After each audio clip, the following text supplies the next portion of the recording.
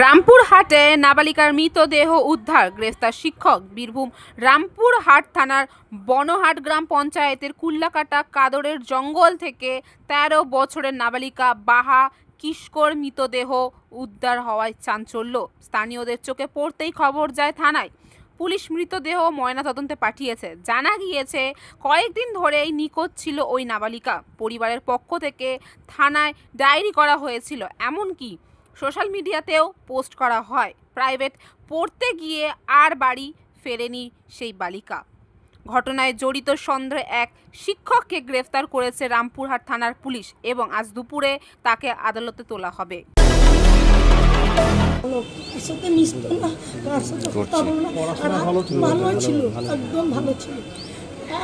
ভালোবাসা না কি সেইটাও জানে না।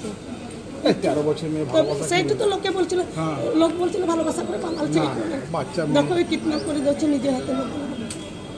মাস্টারটা কোন ছিল কে জানে, কে দেখেছিল চোখে?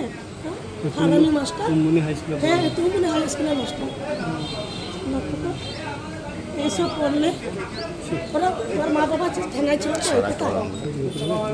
ভিতরে আছে। ওর মাকে লিখতে এসছে, বলছে আবার টোটো ভাড়াতে। ক্যামেরায় বিপ্লব প্রামাণিকের সঙ্গে আমি রিঙ্কি, নিউজ কলকাতা 24।